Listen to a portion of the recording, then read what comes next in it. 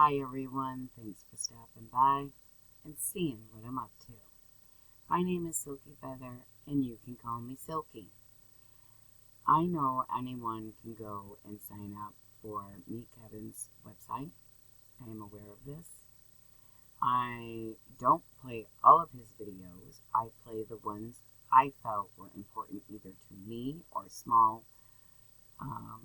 entrepreneurial type individuals. Because we all don't get our news in the same spot, it is always helpful to have somebody looking out for you and getting what's important or what pertains maybe to what you're interested in. This may not be an episode that you're interested in, for example. This is how to retire in 7 years with only $100. So I'm going to play the video. Let's see. It is... I can't tell without hitting play. How long it is. That's what I'm getting at. I am fixing my audio.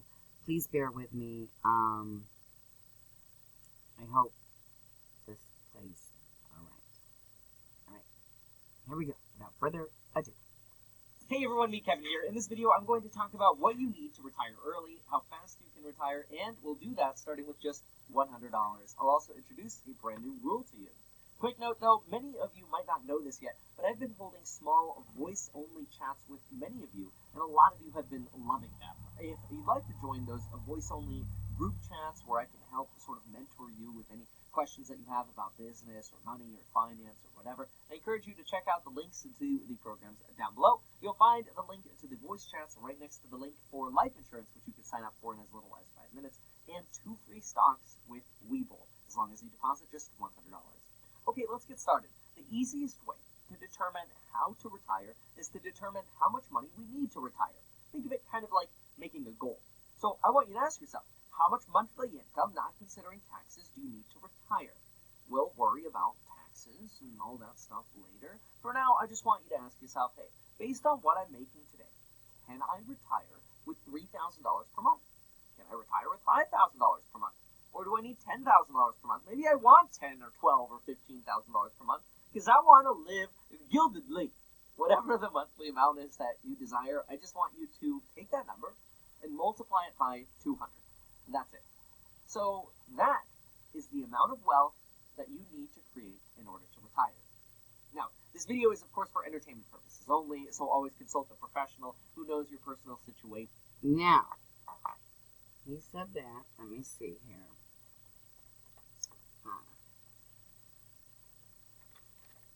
Let's write this down.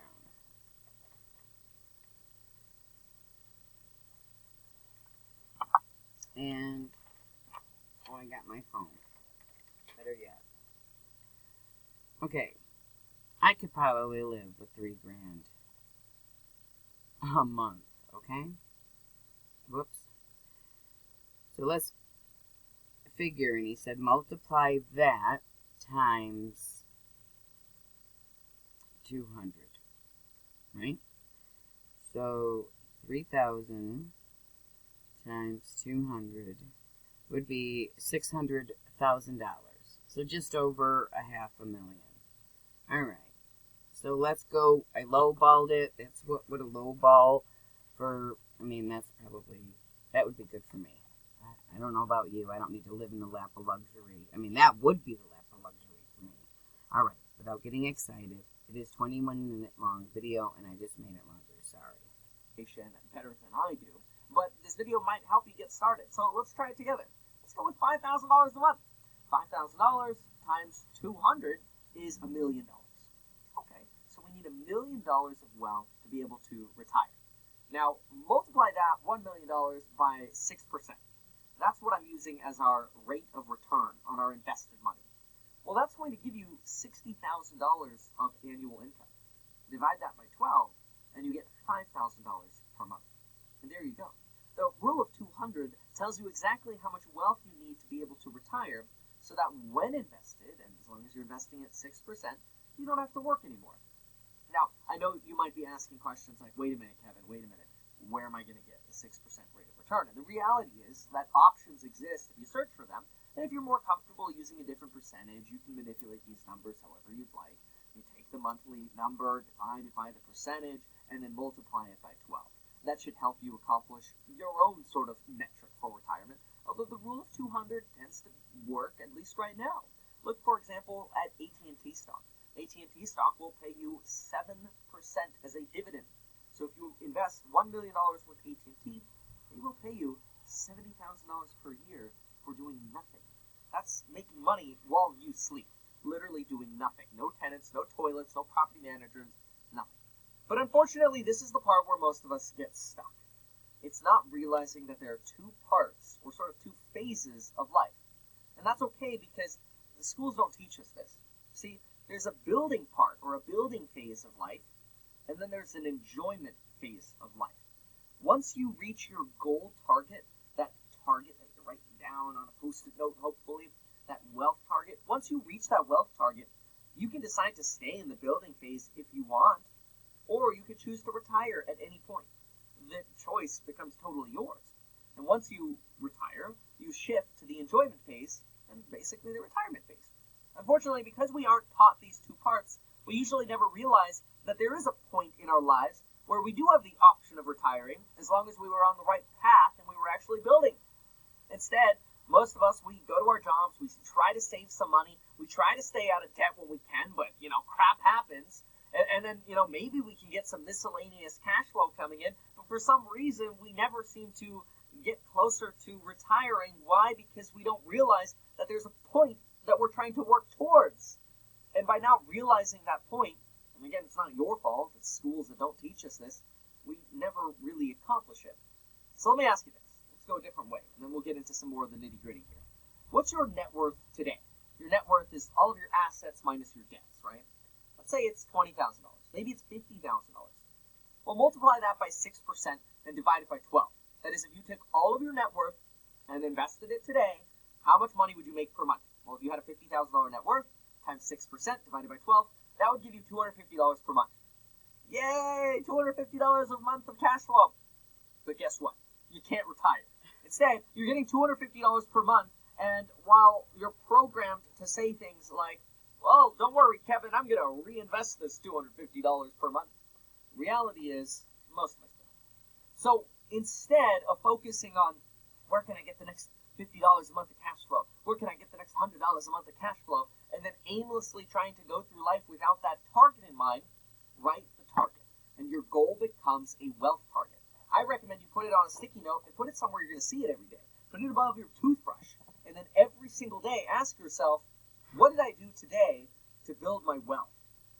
Are the actions and the decisions that I made today, if you brush your teeth at night, or yesterday if you brush your teeth in the morning, in line with me building my wealth? And if not, what can I do to change that? So do this right now. Write down the monthly income amount, ignore the taxes on a piece of paper. We'll talk about taxes later. Multiply that by 200, and then the result you get, put it on a post-it note and stick it somewhere. Now, notice we're not talking about building our cash flow during the building phase. We're going to have cash flow in the retirement phase. But wait.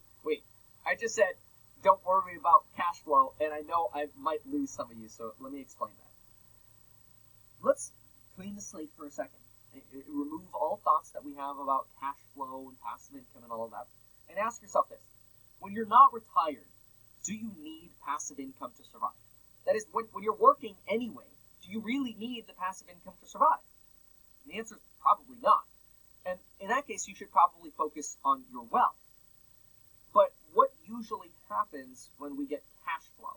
Well, there are two problems that happen with cash flow.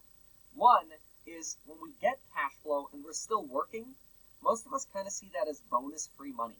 We're not really thinking of it as our retirement money that is coming into our checking account.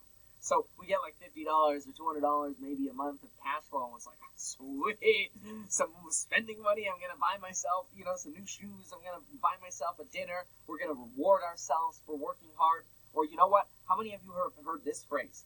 I only let my passive income pay for all the fun stuff that I want. So that way my passive income is paying for my car and my toys and my vacation and all that kind of stuff. Like, look, that's great. That's cool. But for most people, that just means they're robbing themselves of their retirement. So frequently we create cash flow, and then at the same time we also create more expenses. Right. So we're increasing our standard of living the more cash flow we get. Well, yeah. That's totally the opposite of cash flow. Most of us who are getting cash flow now, we're supposed to reinvest this so that we can keep growing our portfolio, right? But instead we tend to trick ourselves into spending more money. This is dangerous, but it's not the only dangerous thing. Like, let's say you were disciplined, and let's say you're like, Kevin, that is not a problem for me. Fear is not a factor for me. I will not use that cash flow. I will reinvest all my cash flow. In fact, I turned on automatic dividend reinvesting with my stock trading platforms like Robinhood or whatever. Well, cool. But what also happens while you're working and you receive cash flow? What's the second problem? When you're working, and let's say you make your first $50,000 a year at your job, cool, that goes through the tax brackets and you get taxed. But then you make extra money. You make extra cash flow. That gets tacked on to the end, and it usually gets taxed at your highest personal income tax rate, with the exception of certain investments like some dividends, but usually shorter-term dividends still get taxed a lot higher than long-term capital gains. Don't worry so much about that right now. Just know that if you make money, and then you make cash flow on top of that, your cash flow usually gets taxed at a high rate. And let's say that rate's somewhere around 35%. But you're saving for retirement, right? You've written down your goal, you're saving for retirement, you're getting a bunch of cash flow. So you get $100 of extra cash flow, and you're disciplined and you're going to reinvest it. But wait, you received the $100, but because you received it, you have to give $35 to the government in taxes. Now you're only left with $65 to reinvest. So you actually just made it even harder for you to get to your wealth figure. You're better off telling that dividend company during the building phase of life, keep the dreaded dividend, just make the company more valuable, because that's going to increase my net worth faster, and it's going to prevent me from having to pay taxes now. I don't want to pay taxes now. We'll figure out how to deal with taxes later. And we'll talk about taxes later in this video. But instead, now I want you to focus on how can you focus on retirement and building wealth? Because when you're building your wealth, your goal is not to pay taxes on that wealth. For example, let's say you put money into Tesla stock at $750, and then it doubled to $1,500. You're not paying taxes on that gain.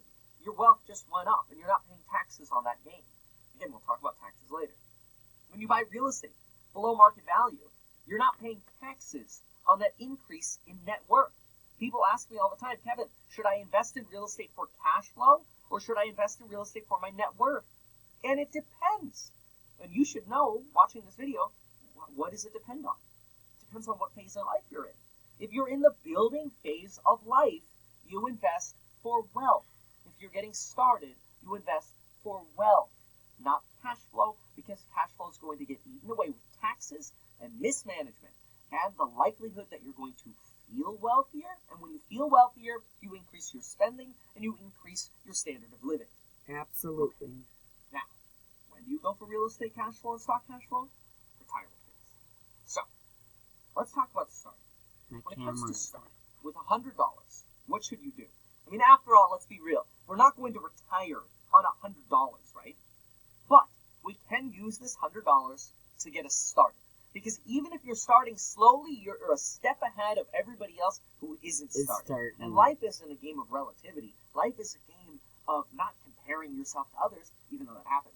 Life is a game of trying to figure out how you can get to that point. You build, boom, ding, you hit the red bell. Oh yeah, enjoyment phase, right? That's the goal. And so the first thing you should do with your first $100, well, if you haven't done this yet, you should really do this, is number one, write on a Post-it note the wealth amount you need. That's not going to cost you a lot from your $99 or $100. I mean, even if it costs you $1, you'll have a $99 left, right? So write that number on a Post-it note. Really, like, it's $600,000. I know that sounds crazy. It's like, seriously, is this just like some motivation I'll video? write it. We're going to talk details here in just a moment as well, more than what we already have. But writing that number down, whether you believe in like The Secret or whatever, looking at that number every single day and asking yourself, am I on track, is going to help you make it happen.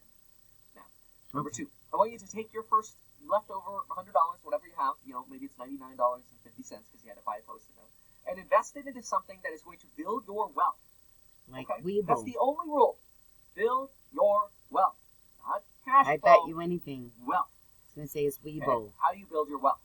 There are two different ways can invest $100 into your education, because your education into maybe becoming a certified financial planner or a real estate agent or a licensed contractor instead of a handyman or a loan officer, or maybe you're going to go to a coding boot camp. These are things that are going to increase your capacity for making more money, which making more money is going to enable you to build your wealth faster because you're going to have more money to invest. Grind now, play later, right?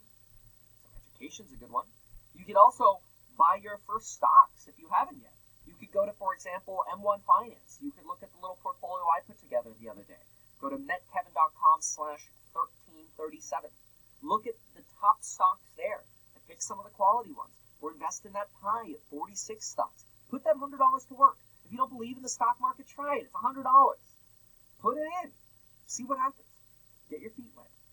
Or maybe that $100 is going to go towards paying off your credit card debt, so you can finally, and again, maybe not paying off everything, but you're starting on that path, so that you can finally start qualifying to buy your first home and actually building wealth. Remember, the net worth of tenants is on average $5,600.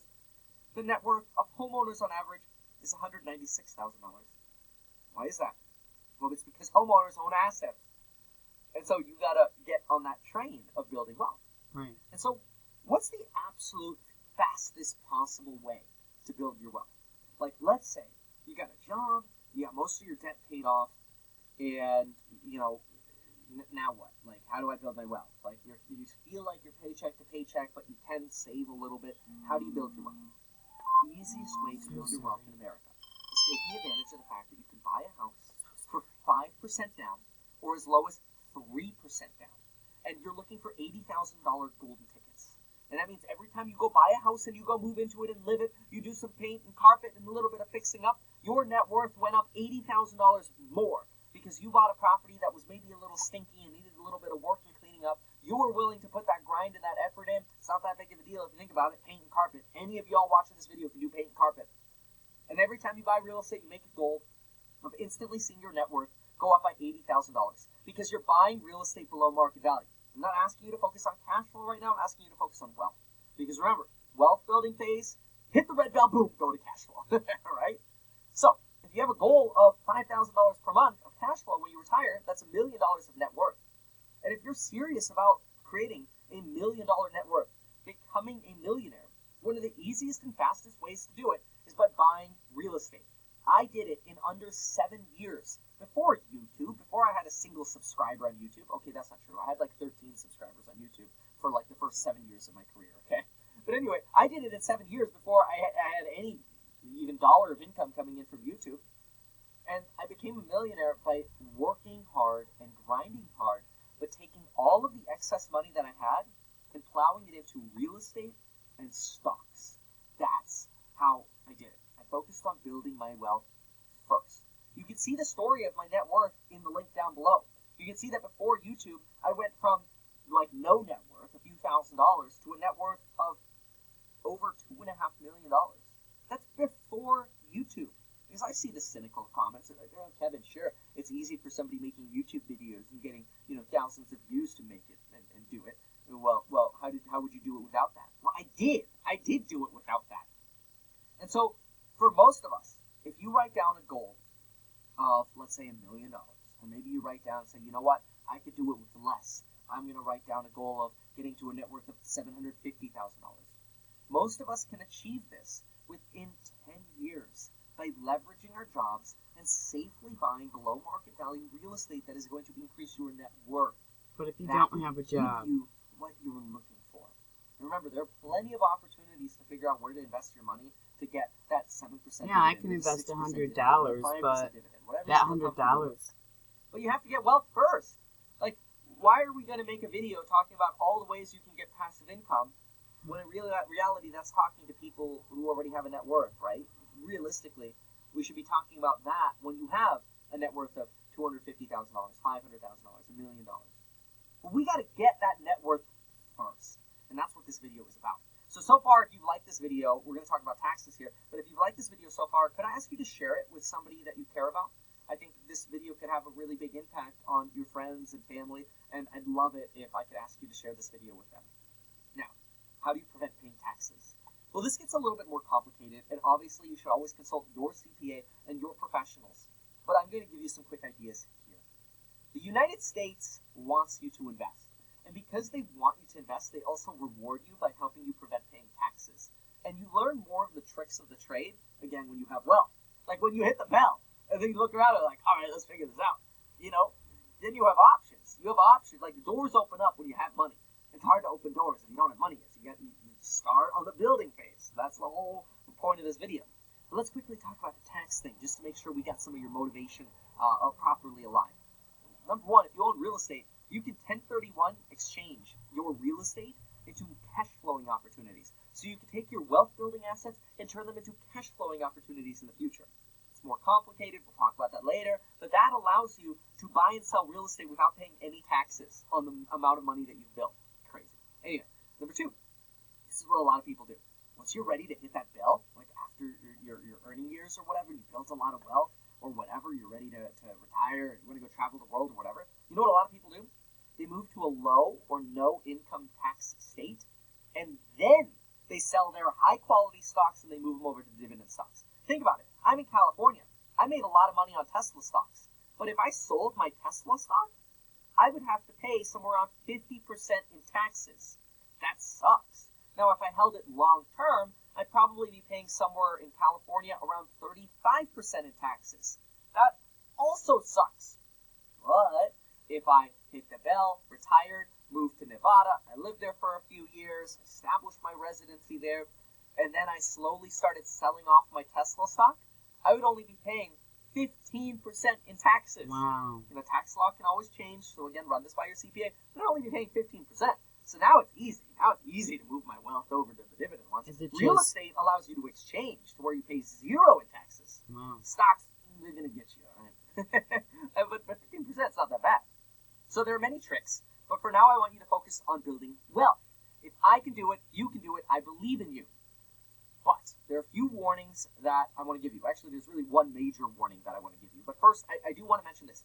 If you like this video, make sure to check out the Money and Finance course down below. It teaches you all about the psychology of building wealth through investing. And it teaches you about money even if you know nothing about money. If you don't know anything about stocks, if you don't know anything about real estate, it gets you started. Now, it's like 88% complete for those courses and lectures that I'm working on. In fact, what I'm going to do is I'm going to incorporate this video into the money course with a preface and an ending. And the preface and ending is going to be additional content that would make this video too long for YouTube, but will give you extra, additional, and very useful insight. So check out that program down below, and if you're in money course, check out that lecture. It'll be posted by the time this video is posted on YouTube. Now, what I want you to remember, and always remember this, is do not let cash flow manipulate you. Cash flow is like the succubus that comes in and looks beautiful and sucks you in with their beauty, and then they're a succubus. The bad thing. I don't know if you played World of Warcraft. In World of Warcraft, they kill you. Okay? Alrighty. Yeah, succubus is a bad thing. We already knew that. That is the devil's wife. At least in my opinion. My issue with this whole thing is extremely misleading. The title. I am unemployed and disabled, so I have a check each month, so I could invest the $100, but that's not going to get me to $500,000 in whatever it is, 7 years. So, what do you recommend for the poor? I mean, we can invest $100, but are we really going to get more? How much more to that 100? When he talks about stock, he's talking high stock, like $1,000 a piece or more. And I'll just buy one stock and it's $780 for one stock. I don't have that money. And yeah, I invested very little, like $10. I'm up by $1, but it was I just wanted to see what stock market stuff was all about. I just don't think it's recommended for somebody who is, you know, investing money into stock when all you're getting is supplementary income. Excuse me, I'm so sorry. So, in my shoes, I went to the bank and I gave $300 for a secured credit card. And that's how I'm growing my personal financial growth for me, because if my credit increases, I'm paying myself. If I can't pay myself back the money on that card, then I'm not going to pay anyone back. So I'm helping myself grow and have that, let's say, 600 plus credit score so I can buy a house or get on a mortgage loan, because you can't, with a number under 640, I think, you cannot get on, like if your husband bought a house and you were his spouse and your score, let's say, is 570, you can't even be put on that deed. Isn't that sad? Alright, so, I don't know. I just know that's what happened to me when we went to purchase the house. So, I couldn't be on the receipt of the purchase. But that was several years ago. That was the beginning of 2000, sorry. I'm just sorry, I thought it went through my head that Trump said the year 220. I don't know what he was talking about. He must have forgot a number in there. A little zero's missing. You guys have a great day. Please do like, subscribe, and share. This was some seriously good financial advice for somebody who is working, like my niece and nephew. This would be very helpful to a young married couple. Good luck on your financial journeys, everyone. Bye.